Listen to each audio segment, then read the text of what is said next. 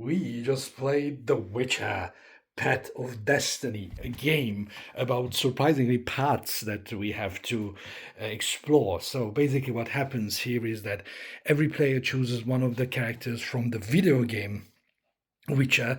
It's not the Netflix series, right? Sorry.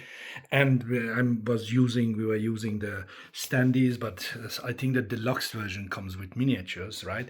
So you choose one of the pre-packed stories, which comes with a big box, and it's basically a lot of big cards, like these ones, and you place them on your mat and then you open them like this and you read what's going on. It's like a book, and then it gives you a choice, right? You can go left or you can go right. So you as a team go there, but everybody plays for their own, so it's basically a competitive game, right? And if you as a person, as a player, decide that you want to grab your weapon, your goal is to gather these tokens. If, on the other hand, you want to go and speak to the creature, well, no spoilers, you want to gather diplomacy. So how do you do that?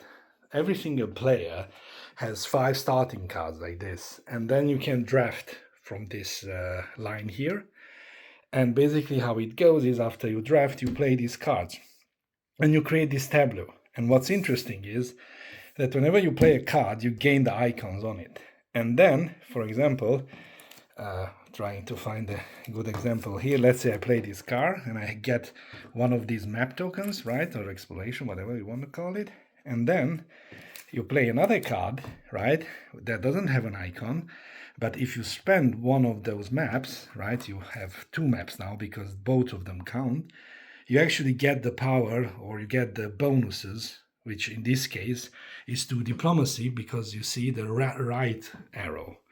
So basically I can spend this token, or I can block this icon here on this card to activate this and then get 2 of this diplomacy. So it's really, really smart. It's really interesting how it goes, and there's a lot of effect. And basically this is how it looks after 3 rounds. You have your tableau, and every icon can be added together to create all this kind of like mixture of powers, right? And basically what you do is you take your character and go to a lane and then take the cards from that lane, and this also tells you in which priority you're going to play the next game.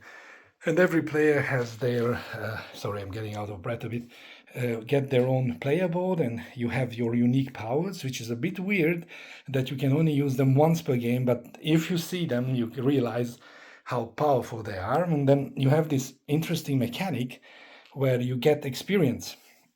And once you get to 20 experience, you change the cube.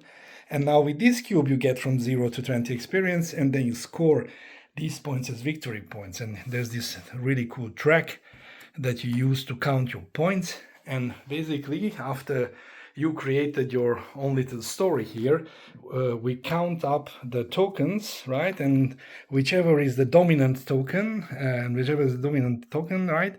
It gets one of these tokens, and if something gets more tokens than the other story, is the story that's going to happen. So everybody needs to go speak with the creature if one player had more diplomatic tokens than fighting tokens, right?